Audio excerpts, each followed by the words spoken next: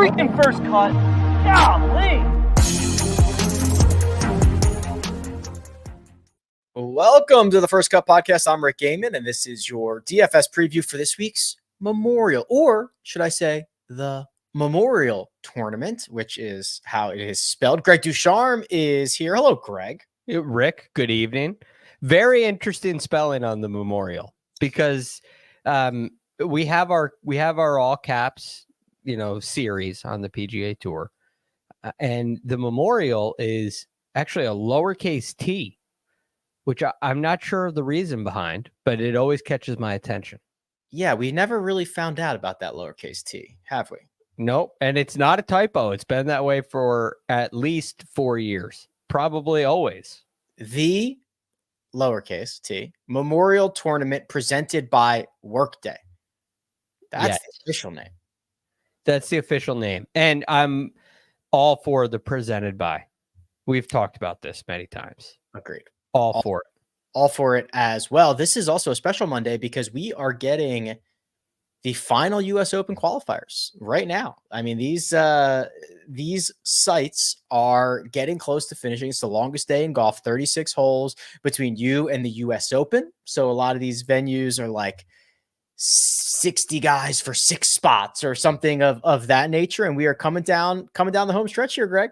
Yes, this is the sectional qualifying, like you said, the longest day in golf, and those who qualify will have a tee time at Pinehurst in just 2 weeks, which is so exciting. It's an exhausting and a grueling day, and because of the spot on the schedule and because of this tournament, the Columbus qualifier often gets a lot of the PGA Tour players. I haven't quite gotten into the leaderboards yet. After this show, I'll start diving in and breaking down what happened. But I did see that Adam Scott was looking pretty good to get into his 92nd consecutive major championship, which is quite impressive. That's insane. Yeah. Oh, man, I forgot to qualify this year. I forgot to sign up. I would have easily had a tee time at Pine. I always like to joke about that for the Masters. I forgot to sign up again. Man, yeah, I got to put that on my calendar, set a reminder. Oh, boy. Well, here's what we're going to do. We're going to tackle the Memorial. And Muirfield Village is where we are going to start. And Troy, if you'd like to share my screen, I've got the scorecard up here, Greg. It is a par 72, 7,569 yards. This golf course can only be described as a big boy golf course, Greg. What do you think? Yes, a big boy golf course, but there's a very interesting avenue. So you look at the number on the card, you look at some of the proximity buckets, and you're thinking, okay, well, this has got to be similar to what we get at, say, Torrey Pines, or very similar to what we get in Mexico, at least as far as iron play is concerned, maybe the Houston Open. But there's a big difference. And the big difference here is that the penalty for missing the fairway is extremely high. In fact, it's the highest on the PGA Tour. So you got to hit the ball in the fairway. And even though it's nearly 7,600 yards and extremely long, driving accuracy is more important than driving distance. Extremely rare. The other cool aspect to this golf course, Rick, is that the greens are the third smallest on the PGA Tour. It is rare, Greg, to get that combination. Long course, small greens. That's rare. Right. So you're talking about 3/4 of the shots of approach shots coming from outside of 150 yards, half coming from outside of 175 yards, a third of them coming from outside of 200 yards, and the third smallest greens on the PGA Tour with the greatest penalty for missing fairways. This creates a very true test of golf. One of the most difficult venues on the PGA Tour. If you take away majors, it's probably year in and year out, probably the most difficult. Yeah, and if you look at, so first off, yes, to equate it to a major championship, agreed, especially because that rare combination that I was talking about, long and small greens, that is, The only other course that fits both of those criteria was Valhalla, which was obviously a major championship venue for the PGA Championship. And the other thing, Greg, I mean, you can see it in the results, right? I mean, you look at the winners of this event, you look at the guys that have finished on the podium, and it is like the world's best players nearly every single year. Yes, guys that contend in and win major championships, which is another very cool aspect of it. But you think of the Patrick Cantlays and the John Rahms and those types of players, Victor Hovland, who won last year. This is Hideki Matsuyama, right? They're the big time players, the guys that play their best golf on the big time courses, including majors. The golf course creates a great test for that. And it doesn't get past me that Valhalla and Muirfield both have the same architect. And that doesn't slip by me one bit. Jack Nicklaus, maybe not necessarily known for it in his design. Everybody thinks of high fades, but his designs are downright challenging. Yeah, he likes to see a little bit of bloodshed out there. That's yes. Yeah, no big deal. Well, Jack will be, at the amphitheater, ready to shake the winner's hand when they come off of 18 on Sunday. This is a signature event, Greg, and it's we have a signature event, and then we have like the ambassador version of the signature event. So it's 69 golfers, I believe, is the final number in the field. No cut, and this is the alternate payout structure where $4 million goes to first place. Yeah, very interesting. Wait, And is this a cut? Is this a cut? I thought there was a cut. Yeah, I got that backwards. The ones that are hosted by so the API, Tiger, and Jack, those are cuts. They're cuts, but Sorry. small, very small cuts. Yeah. Right, 69 players, 50 in ties make the cut. Yes. And a 10-shot rule. Correct. Yes. My apologies. It's hard to keep all of this straight, and I have botched it, but we figured it out. Yes, we got to the bottom of it. The cut should not be an issue. I mean, it's one of those events where there might be no cut because you have a 10-shot rule in play. But I will say, golf courses like this have a way of parsing out they have a great way of parsing out who the best players really are.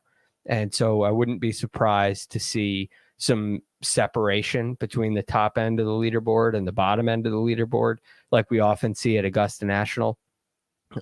Like we often see in many major championships, where if you're on your game, it'll reward you, but you need to be on your game. Otherwise it will penalize you severely.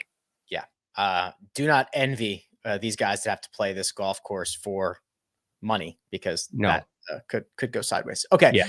We are going to dive into this field. We are going to start naming names. We're going to look at the pricing. We're going to start to figure this thing out. But first, we're going to take a quick break and hear a word from our partners.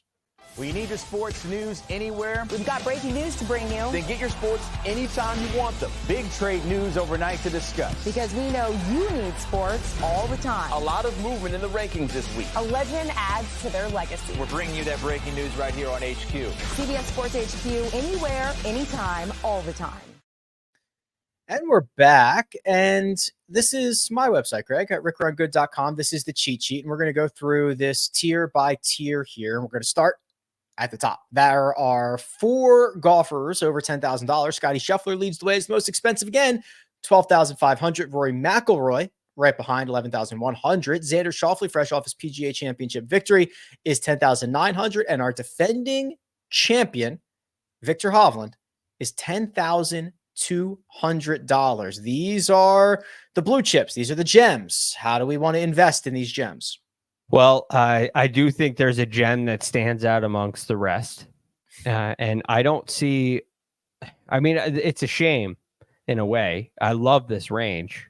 All of the players are phenomenal, and you can make a very strong case to play all of them. But there's a problem, and the problem is right at the top. You know it. Right, there's the Scotty problem up here. How do you avoid playing Scotty Scheffler? His ownership should be 100%. I mean, you got to be crazy not to play him. All right. So I got a couple of things here. First off, can we just can we just stare at this profile? If you're watching on YouTube, yeah, we can. If you're watching on YouTube, you are staring at what is essentially a wall of green. And it is the fact that Scottie Scheffler has not lost strokes in any category for the week since Riviera. And it's astonishing. It looks like a typo. It looks like a mistake. It's a joke. The other thing that I think is interesting here, Greg, is we do not have a $5,000 range this week. So Scottie Scheffler at 12,500 is cheaper than he was at Charles Schwab, at the PGA Championship, at the RBC Heritage, at the Houston Open, at the Players Championship. He won 3 of those, finished runner-up in another.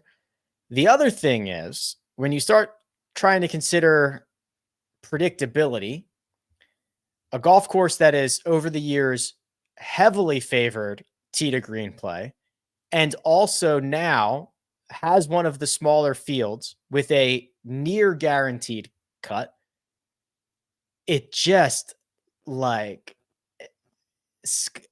how does he not win? Or how does he not end up in the optimal line? However you want to phrase this, right? It's just, is it too good to be true?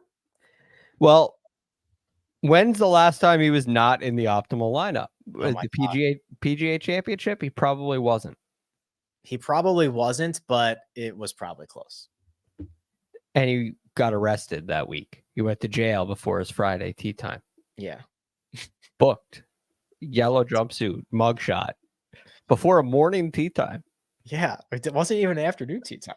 He finished tied 8th. He didn't have his caddy for one of the rounds. The only round he shot over par. It's hard to fathom. And my favorite aspect of this, and the reason why all right, let's take this into consideration first. You mentioned hasn't lost strokes in any category since the Genesis. Mm-hmm. Okay, that was in February. Yeah. There was a significant change after the Genesis before the API, and that was going to a mallet putter. Mm-hmm. Last year in the Memorial Tournament presented by Workday, Scottie Scheffler gained 16 and a half strokes ball striking. Mm-hmm. He gained 20 strokes plus and 20 and change strokes tee to green. Mm-hmm. He came in 3rd. He lost 8.5 strokes putting. 8.5. He came in 3rd. It's hard for me to wrap my head around that.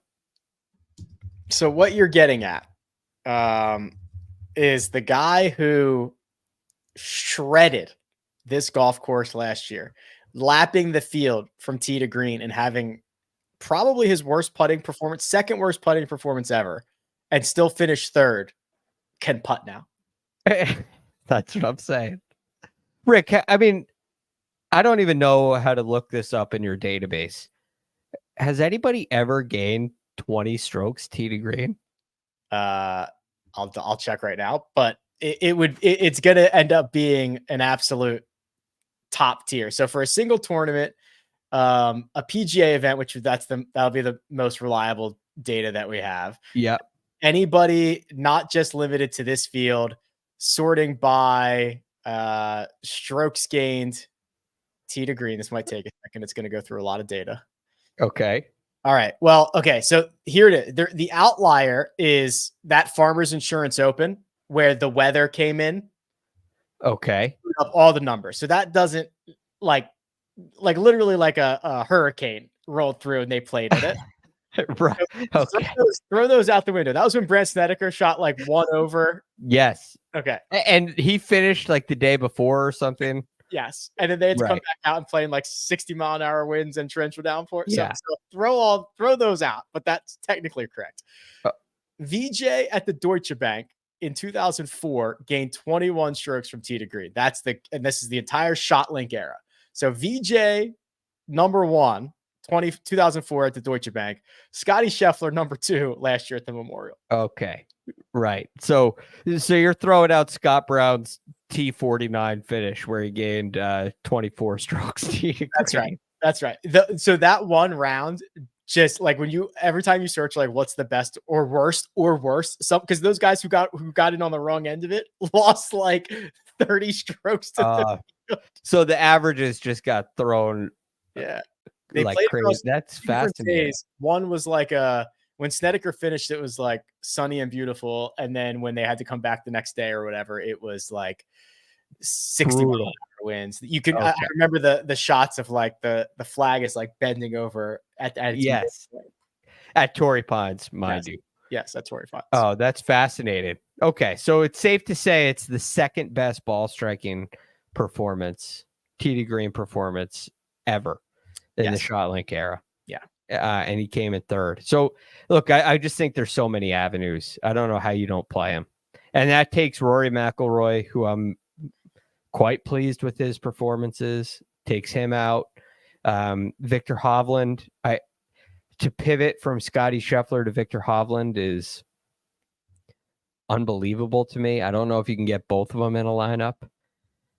Victor, I feel very confident in, and I probably like him a lot more in a U.S. Open coming up, although I'm not sure yet. I think the only other option, because of Scotty, not because of the players, would be Xander Schauffele at 10-9. There's a little discount to be had. He's coming off a big win at the PGA Championship. His performance is the closest thing we have to Scotty Scheffler. And I just think Xander has kind of asserted himself as the second best player. And his results here are everything's a top 25 except his first trip around Muirfield Village. Yeah, I agree. I think Xander is like pretty clearly the second best player in the world in 2024. And it got disguised. I mean, he literally was just piling up top 10s, top 5s, top 15s all year long. And it always gets poo-pooed because, well, when are you going to win, Xander? You're right. Well, that question's been answered. He's done that. So now we don't have anything to poo-poo this anymore. So he's very clearly the second best player in the world. He is getting a $1,600 discount off of Scotty Scheffler. So if there is a world in which you do not want to expose yourself to Scotty Scheffler, you could expose yourself to Xander Schauffele. Yes. And maybe I could phrase that a little differently. Yeah, it comes up again, and it's beautiful. But that would be the only pivot play you could make. I think you'd be out of your mind. What is ownership on Scotty Scheffler going to be? I don't know. I would say it would be outrageous, but it's like 75%. No, I don't think so, because it's weird, man, because you're going to get because it's a signature event, there's so many good names that in general spreads it out a little bit. And then you have course horses, which people love, right? Like Patrick Cantlay, believe it or not, is going to be pretty popular this week. I'm looking at the one and done, early ownership for one and done. Victor Hovland and Colin Morikawa are very popular this week, which that translates pretty well to some of the fantasy options as well. So no, I think he will be 39% owned. I mean, it's a massive number, Greg. I know. But it's just hard. That means that 61% of the people are going to pass on what we just saw. So here you go. Harbor Town, after the win, now maybe it was after the win, he was 21% owned at Harbor Town. He was 29% owned at the PGA Championship. He was 44% owned at Colonial. Well, now we're getting a stronger, deeper field. Yep. So all right. 39 would be my. All right. Yeah, I see that. It's a mistake to be one of the 61, in my opinion. I tend to agree. But if you are one of those, I'd go to Xander. The 9K range starts with Colin Morikawa, goes to Ludwig Oberg. Patrick Cantlay is in here. He's dominated at Muirfield Village. Muirfield's actually a completely different golf course. Justin Thomas, 92. Tommy Fleetwood, 91. Hideki Matsuyama, 9,000. I think this is a fascinating range, Greg. It's fascinating. And it's kind of a tough one to parse through, right? Because Hideki and Cantlay, you have just great course history. both winners here. Justin Thomas and Name Brand, who's coming into some pretty good form. Tommy Fleetwood has been so consistent. I do think that Colin Morikawa is probably the right play. I'm looking at Colin Morikawa at 9,800 as a guy absolutely trended in the right direction, who has not won the Memorial, but has won at Muirfield Village in the workday. Mm-hmm. He has a second place finish here.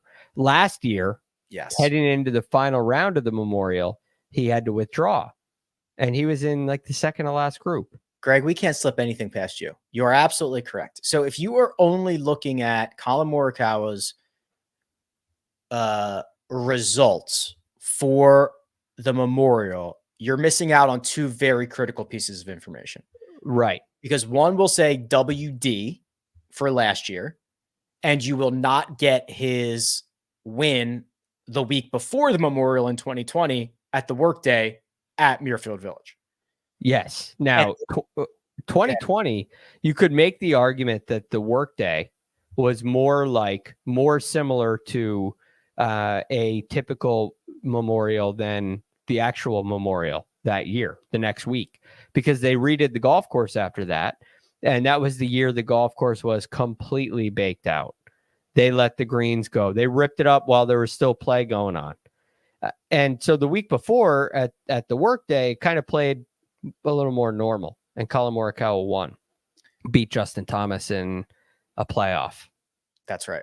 So that's the win you're seeing here, 17.5 strokes gained. That's the workday. And then he was 2 shots off the lead through 3 rounds, had back spasms, withdrew. He had gained 7.1 strokes to the field over those 3 rounds. So if you're looking at just the cheat sheet, it says WD missed cut. Well, really it should say +7 missed cut, second win T48 is what it should really. That's a more accurate representation. And maybe the second should say third or 2 asterisks, because that's when John Rahm was winning by 6 and had to withdraw. Yeah, there's you win some, you lose some. Yeah, exactly. So this is a complicated history, but it's very good. And I'm looking at what he's done lately, and the driving accuracy, which is important, is absolutely there. I think the iron play, which has been shaky this year, is starting to come around. We know he's back with Rick Sessinghaus. The putter seems to be cooperating. I mean, Rick, you're talking about 4 out of his last 5 events. He's gained strokes with the putter. The one he lost at the PGA Championship and nearly won. Right, he had a tough day on Sunday. Yeah, barely lost. Yeah, comes from 1 round. So Morikawa is really hard for me to get around. What are we doing with Patrick Cantlay? Right, I think he's a big story right now. He's trending to be the 3rd most popular one and done selection, which I think is only going to go up. His history around this event is elite, right? It's some of the best course history that you get from any player on any course. He's got 2 wins here. He has 3 more top 7s. He's never missed a cut. I think he's probably in like the worst. It's a very high bar, but it's like the worst year he's had in a long time. Yes. To be clear, like all but 25 guys would switch years with Patrick Cantlay right now, but that's Cantlay's worst year. Yes. I mean, you see great performance at the RBC Heritage. Very similar situation, right? He comes in tied 3rd there. He plays terrible leading into it for Patrick Cantlay. And all of a sudden rattles off a great performance there. I don't like going on just course history. I'll put it that way. You think it's a good enough bargain to go on just course history? No, but I'm scared. This is the one I'm scared about the most. When I have significantly less Patrick Cantlay than the field does, I'm going to be very worried when we tee off on Thursday morning, but I don't think it's good enough. I'm kind of with you. I mean, I would rather pay $100 more, go up to Ludwig Oberg and just simply on the bet that one, he's probably going to be a lot less popular because Cantlay is right below him. Morikawa is right above him. He missed the cut at the PGA Championship. There was a little knee issue that we heard about. Yet he gained strokes in his ball striking categories every week. He barely missed the cut at the PGA Championship. He's got no course history. So when you're looking between him and Morikawa and Cantlay, you're staring at a bunch of green. And what he does, what Ludwig does, I mean, he could be a legendary type player at this golf course. The short game is a little concerning to me. I don't know if Ludwig has the short game prowess that the greats around Muirfield Village have had. Victor Hovland was making some pretty big strides in his short game last year when he won. Patrick Cantlay has a phenomenal and very underrated short game. Hideki Matsuyama has an incredibly underrated short game. In fact, it's the best on the PGA Tour this year. So that's the one, like I look at this to say, oh, this could be a Ludwig course for a long time coming. I worry a little bit about a short game. But then again, that's what I worried about with him at the Masters as well. And look what happened. So I think I'm more willing to take a chance on Ludwig than I am on Cantlay, just because I don't think the recent form and the ownership combined warrants the play with Cantlay. I want to continue down this conversation because it's such a great field. There's great names throughout it. We're going to jump down to the 8K range, get you to the 7s and the 6s. But first, we're going to take a quick break and hear a word from our partners. At CBS Sports Golazo Network, we're bringing you the game. Breaking down the game. This is unlike anything else in the world. And changing the game. Get it all for nil. That means free. Whoa. And all day long. 24/7. And we're back. Look at these names in the 8K range, Greg. Wyndham Clark, Sahith Theegala, Max Homa, Jordan Spieth in the uppers. Corey Connors right in the middle. Then the bottom of this range is Benny On, Sam Burns, Matt Fitzpatrick, Alex Noren, Russell Henley, and Sung Jae Im. What do you want to do? Another fascinating range. I think I like the bottom of this range a little more. And it's likely that it fits the mold a little bit better. So let's start there. There are some guys I'm interested in the upper middle portion, but mildly interested. I think Ben On, first and foremost, is a great play this week. Ben On has driven the ball beautifully all year. He has racked up a number of really high finishes. His ball striking's been phenomenal, and he's figured something out with the putter. So he is totally complete. And looking at his course history, I mean, he has a tied second here. He's got a tied 11th here. He does have back-to-back missed cuts in 20 and 21, but it all came from ball striking, which is so much better this year than it was then. And last year he came in tied 24th. Yeah, he really has improved pretty significantly in well, obviously the putter, but like he just has become more consistent. He hasn't backed down. I mean, his results this year at signature events is unbelievable. I mean, third at Wells Fargo. He made his RBC Heritage was the worst one, but let's see, T8 at API, T16 at Riviera, fourth at the Century. I mean, he's having a great year, even in the big events. And I wouldn't be surprised to see another top 10 out of him this week. I don't know if that's going to go on my betting card tomorrow, but he's certainly worth a play in DFS at 8,400. What else is like in the bottom here? Okay. Alex Noren. Okay. I actually think these next three, I think Alex Noren, Henley, and Sung Jae Im are all viable options. But starting with Alex Noren, I think a lot of people are going to go away from him after last week in the RBC Canadian Open. Agreed. I am very willing to give him a little bit of forgiveness. And I was just out of curiosity, because, you know, it's not in the Holy Grail. I went into the cheat sheet and sorted players by their accuracy over their last 36 rounds. Mm-hmm. And Alex Noren is right there inside the top 10. And he's ninth. Excuse me. Sorry for the pause. I was counting. He's ninth, hitting 65.5% of his fairways.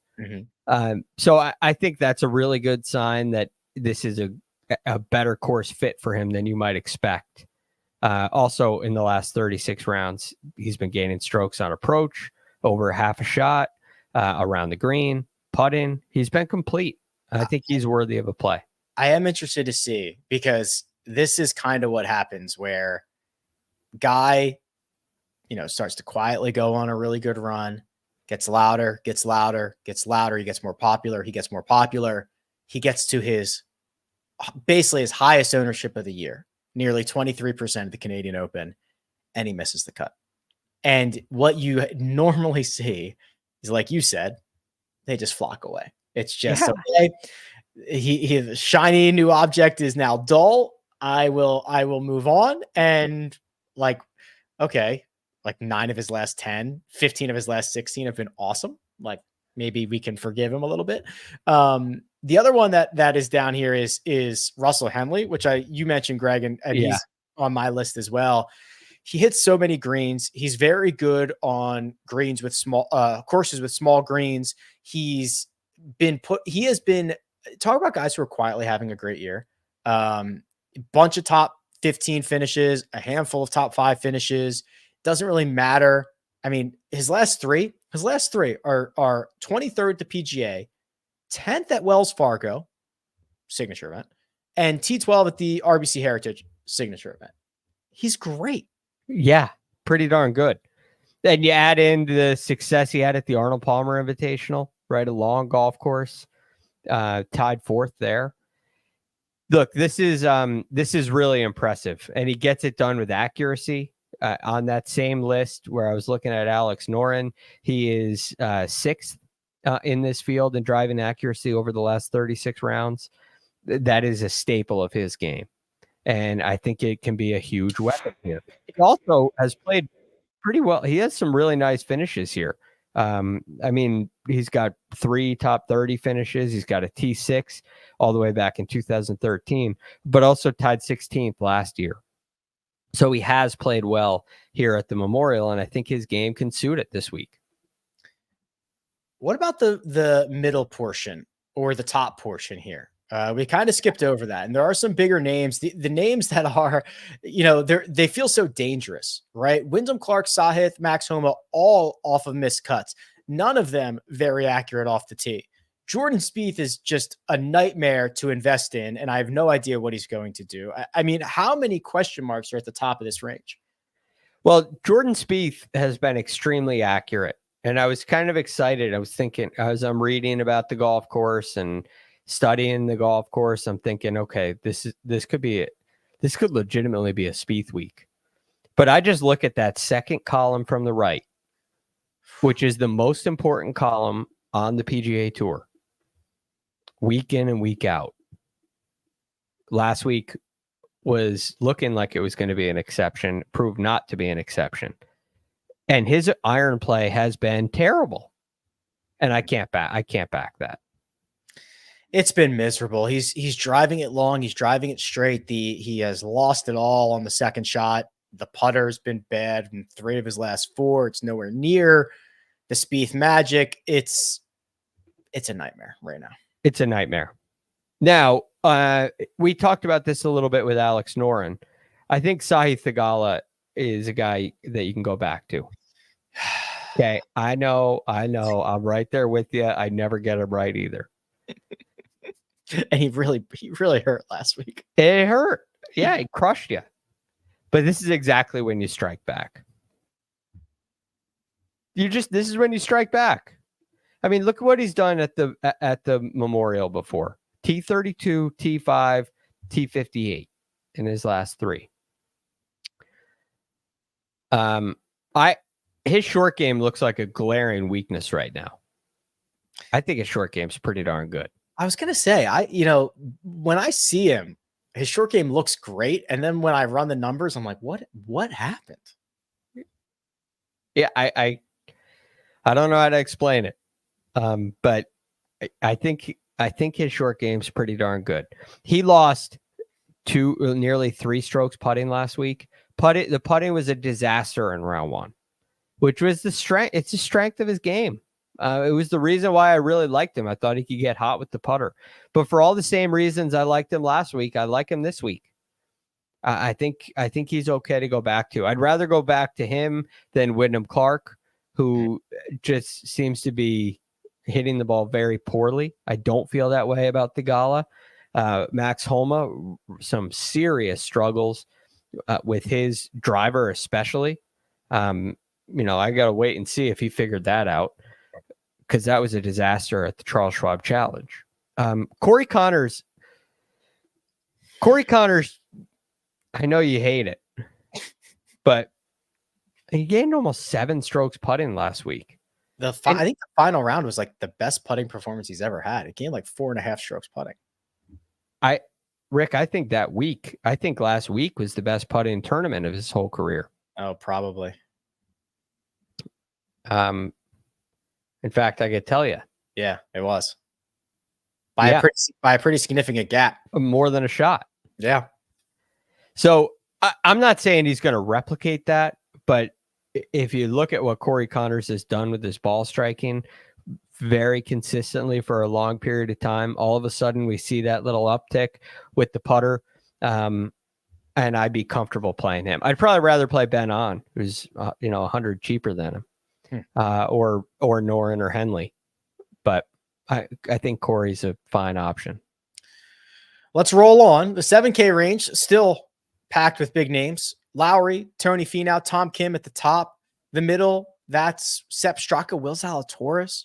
The bottom of the range in the $71,000 and $7,000 area, that's Steven Yeager, Mackenzie Hughes, Ricky Fowler, Kurt Kitayama. So finally a large range to go through here, Greg. All right, let's get this out of the way first and foremost, because this is just by rule. We've talked about this before. We've talked about it at the Wells Fargo, and it bit me, and that's Will Zalatoris. I am going to play him.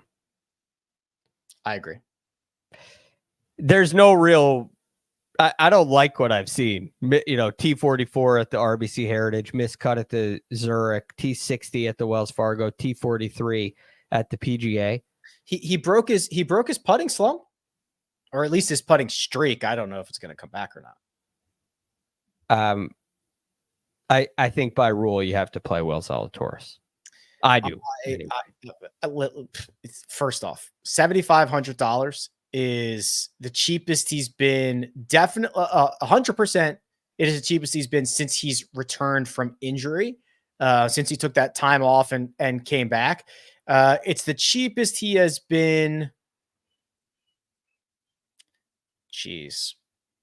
Since like the 2021 Masters. You play Will Zalatoris this week. I'm with you there. So I'm glad we got that out of the way. There are some others in this range, as you could imagine. One I think is Shane Lowry at 7,900, way up there near the top. His ball striking has been very consistent and steady. He answered the unbelievable, ridiculous putting round that he had at the PGA Championship with another gainer at the RBC Canadian Open, which seemed to normalize a little bit. Looking in the cheat sheet at the accuracy metrics, and Shane Lowry's 10th in this field in driving accuracy, I think he checks a lot of the boxes for me this week. And I'm not expecting another, gaining 10 strokes putting, but I think we actually have some reason to believe that he could be a positive putter this week. Yeah, I was interested to see what he was going to do after that PGA Championship, which was, clearly a stat profile that was unsustainable. But yeah, he did a good job getting back on track and like making me feel a little bit better. I'm kind of just running my horses in this range a little bit. Will Zalatoris, I think, is too cheap. Keegan Bradley's coming off the runner-up at the Charles Schwab. I'm in on him. I'm in on Billy Horschel, who's playing great golf and has won here before. I'm just kind of going back to some of my boys. Yep, I'm with you. One name I'd like to add is Sepp Straka. Oh yeah, right. I think Sepp has been phenomenal, and going back to the driving accuracy leaderboard, he's second in the last 36 rounds behind only Colin Morikawa. He's been so good. He's been so good. So having that little accuracy bump off the tee, looking at what he's done approaching the green in his last 5 tournaments, I mean, over 3.5 strokes in all of them. And I don't even think we've seen his best stuff. Like, I don't think we've seen him have a real hot putting week yet, which could happen at the Memorial. Yeah, we really haven't. And he's still been, living on the first page of the leaderboard. And yeah, I agree. That's a pretty good one. There's a lot of different pathways for Sepp Straka to find himself headed towards the top of the board. One more name. Yeah. What do you do with Tom Kim? Oof. I mean, this has got to be, well, I go back and forth on whether this is a good spot for him or not, right? I want to, my first instinct is that it's not, but if he can keep the ball in play, I understand the value of that. And what we've seen I'll give it 3 starts since the PGA Championship has been like, I'll take basically any of those outcomes. Yeah. So I'm definitely interested. Like, first off, this is like week 5 in a row for him. 1, 2, 3, 4, 5. This is 6th. This is 6th week in a row. And then he's going to play what? Crazy. 7, 8 at the Travelers. Okay. I'm definitely very bullish on Tom Kim the rest of 2024. I am very confused about what to do with Tom Kim in the first week of June. And for that reason, I'm out. I mean, it is curious because, I mean, I go back even farther when this streak started. You got T52nd at the Byron Nelson, tied 47th at the Wells Fargo, tied 26th at the PGA, tied 24th at the Charles Schwab, tied 4th at the RBC Canadian Open, right? Things seem to be trending in the right direction. Is last week, are we going to continue the trend, or was that the peak? I'm probably leaning more towards continue the trend than you are. Okay. So I think I could be in on Tom Kim, although I'd rather play Straka. I did a lot of modeling this morning, and a lot of it was more recent stuff, 24 rounds, 16 rounds, at most 36, I think is what I was doing. Tom Kim popped up a lot. Yeah. The accuracy, and then the recent stuff. I mean, the recent stuff is awesome. Especially around the green, he's been putting well. Yeah. Yeah. I mean, I'm buying stock for the rest of the year. I have no idea what I'm going to do this week or not. Yeah. All right. Let's put a cap on the bottom of this field. 6,900 and below. That'll get you the top end. Justin Rose, Chris Kirk, Akshay Bhatia. The middle, Andrew Putnam, Lee Hodges, Patrick Rogers. And then the mid-price golfers for this week include Matthew Pavone and Peter Malnati. And Jackson Koiven, who is in on like an unrestricted sponsors invite, I believe. All right. I think the lowest that I'm really excited to go is at 6,500, and it would be Lee Hodges. 24th, 12th, 12th in his last 3. And his only start at the Memorial, 12th. I was going to say, yeah, another top 15. Yes. And also the way he's done it, his iron play has been phenomenal. His putting has been phenomenal. Gained over 2 strokes putting in each of the last 3. But it hasn't been so high where he's never going to do that again. This is repeatable stuff. So I'm feeling like Lee Hodges is in very good form, and probably I haven't really looked at all the odds yet, but he's probably, I'm thinking 12, 12, 12. That's 12 times 3 is 36. I think he's good for a top 40 this week. Wow. So if that makes any sense at all. Is that a little spoiler on what like your best bet or your finishing position might be? It could be. We'll see what the numbers are. But look, I mean, there's something weird going on with these numbers. You got a T24, divide that by 2, 12.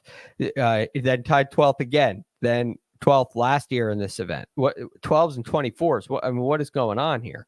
Yeah, he only does multiples of 12. Yeah, So it really caught my eye, but I genuinely like what he's done.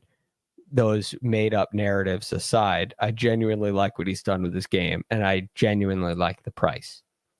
What do you think about the guys who are qualifying right now? And I'll give you an example. Seamus Power. Okay. I looked at him. Seamus Power, I think, is starting to give us a little bit of good. Not spectacular, not great, nothing like that, but a little bit better.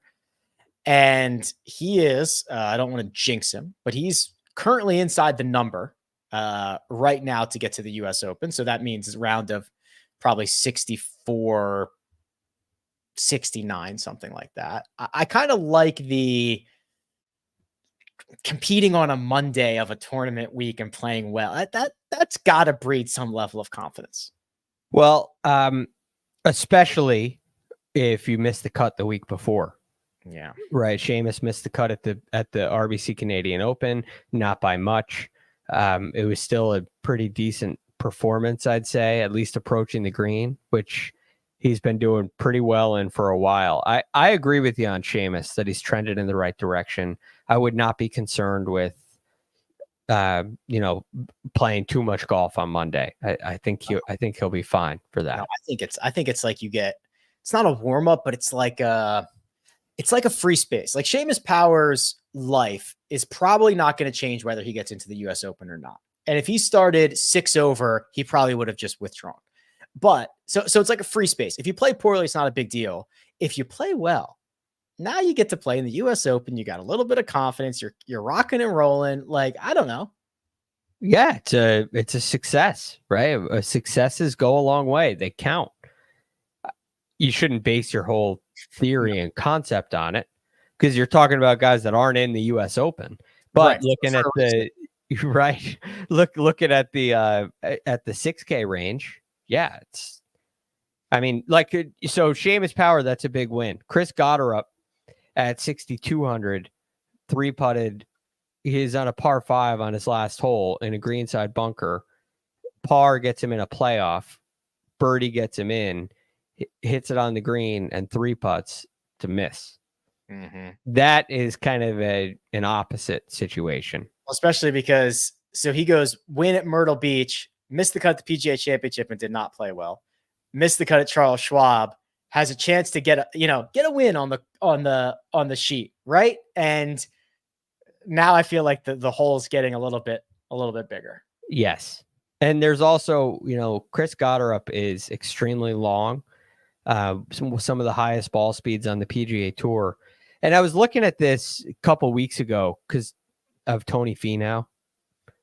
We don't need to go down that path, but the guys that are the fastest club head speed guys on tour, they have this, there's kind of a range where they are in driving accuracy. It's like 50, they're hitting like 58% of their fairways, every one.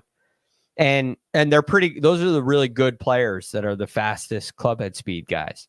But when you start getting below that number, like Kevin Doherty and Chris Gotterup, they were well below that in the driving accuracy number. And all of a sudden the results start to go away. Chris Gotterup was at this was more than a month ago before he won the Myrtle Beach Classic. He was at 44% driving accuracy. And that at that point, it starts to become a problem, or so it seems. It's interesting. It is interesting. And yeah, you can see a lot of those guys who absolutely mash it have trouble. Yeah. Yeah, it's there's a point where, okay, you miss fairways because you're so long. And there's some leeway. You can, you could be a really straight driver. If you're hitting at 320, you're going to miss fairways. Right. It seems to be 56% of your fairways is the worst you can do. You start getting below that, and it's a sign of another problem. Yeah, Greg, that's why I try to rein it in and not hit it 320 yards because I want to hit some more fairways. Yeah, keep it above the Mendoza line. Yeah, make sure I can keep my spin control in order. So, anybody else in the 6K range that we would take a flyer on? Yeah, I think I find Austin Eckroat to be pretty interesting in this range. Austin Eckroat's at 6,700. He missed the cut at the Charles Schwab, played well at the PGA with a tied 18th, tied 11th at the Zurich Classic, 17th at the RBC Heritage. Been a really, really good ball striker. Also is very accurate off the tee. He is right there in that Russell Henley territory in this field, actually more accurate than Scotty Scheffler. And he has a good result here as well. T30 last year. T30. Yep. So pretty good stuff out of Austin Eckroat. I'm interested in that. And I think this is a very interesting, I'm dying to get your thoughts. I kind of like it, but I'm guessing you probably don't. Justin Rose. Oh, okay. All right. I mean, now when we look at this, he did come and tied 6th at the PGA. Yeah, he did. Right. So that's a big boy performance. Tied 32nd at the Charles Schwab. A lot of what he did at the PGA was with the putter. Mm-hmm. So I see what you're seeing there. He lost 4.5 strokes the week before the PGA, gains 8 strokes during the PGA, loses another 4 the next week. Can we just marry those two? Right? Can we take the 8 that he gains ball striking at the Charles Schwab and the 7.5 he gained in the short game at the PGA Championship, put them together, he wins this week. He's got 0. If he's at 0 in that for the last 3 weeks, I feel so much better about him.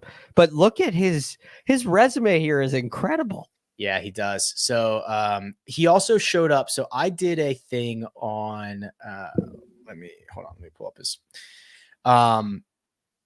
he's very good on hard golf courses.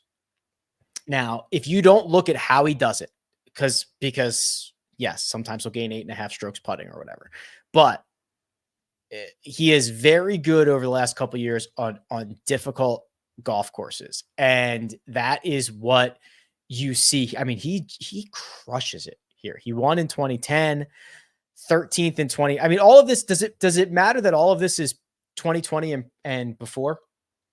It is 4 years ago. And they redid the golf course. They redid the golf course after 2020. So it could, but I mean, Rick, it's hard for me to ignore it. Miscut 13th, tied 6th, second. Miscut, tied 8th, cut. Win, cut, tied 2nd, tied 14th, tied 75th. It's worth reading the whole thing. 2005 to 2020. It's just that good. I will say that at least of guys in the 6K range, I at least like, so I think the last 2 weeks are a perfect example. He has the ability to gain 8 strokes ball striking. He has the ability to gain 8 strokes putting. He is very unlikely to do both of those at the same time, but it does give me some level of assurance that there's multiple paths. And if he does happen to do both of them at the same time, my goodness, he's literally going to win the golf tournament. So I do at least like flashing of the upside, even though he can flash the downside as well.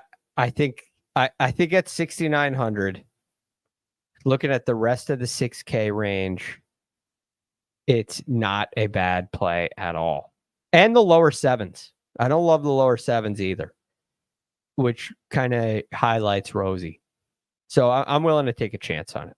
Yeah, it's also interesting that, so, we don't have that 5K range. We don't have Scotty up in the 13s. It's only 70 some odd players or whatever. So it is kind of interesting. And it does, I agree. Like there's a lot of names in the 6K range that just do not get me excited at all. So, all right. Rosie might be that last man in a little bit of my lineups. One more thing for you before we go. Sure. What is the over under on Scotty Scheffler's tee to green number this week? Oh, man. Strokes gained. Is it over under 15? I was going to go conservative, which is crazy. I mean, I was going to say 12, but that's 3 around. Like that's gaining a stroke off the tee, a stroke on approach, and a stroke around the green for 4 straight days. I would take the over if you set it at 12. All right. Yeah, would you take the over on 15? We're getting to the point where it's all bias, right? It's just pure bias. I think 15 is the right number because it's really hard for me to decide at 15. I would probably still take the over in a crazy way. I just think, Rick, this kind of golf course is so difficult. It separates players. And it's almost like what we were looking at earlier with the Farmers and the crazy weather. There's a huge separation. Strokes gain numbers go way up. This has enough difficulty where I think you can get those really high numbers. I do agree with that. Was this a signature event last year? Yes. Okay. Because I was trying to remember how many guys were in the field. Now, I don't know. I don't believe they had the limited field concept yet. Oh, so was it like 120? I believe it's been 120 for a long time, so it probably was 120. I think it was 120 even before Liv came around. I think it was too. Yeah. So that makes me think probably 120. So okay, so I'm thinking the more players there are, the higher Scotty goes because it will continue to create those, separations. Yes. Yep. The cut. How does the cut affect that? Just over the first 2 rounds, and then you add them up. Yeah, you just do it round by. Yeah. Right, round by round, add them up. All right. So you're taking the under? 15? Yeah, I'll take under 15. All right. He's not going to need it. He can putt now. He doesn't need it. He doesn't need it. Good point. All right, I'll take the over. We'll have a little fun. We'll see what we get out of Scotty. Beautiful. All right. Well, this thing will kick off Thursday morning. We are going to come back on Tuesday, do our mega preview pod, our storylines, our best bets, our one and done, and then we'll have round by round recaps the rest of the way. Big thank you to producer Troy, who does all the hard work behind the scenes. That right there is Greg DuCharme, who you can find on Twitter, The Real GFD, and you can find me at Rick Run Good. This has been The First Cut. We'll catch you next time.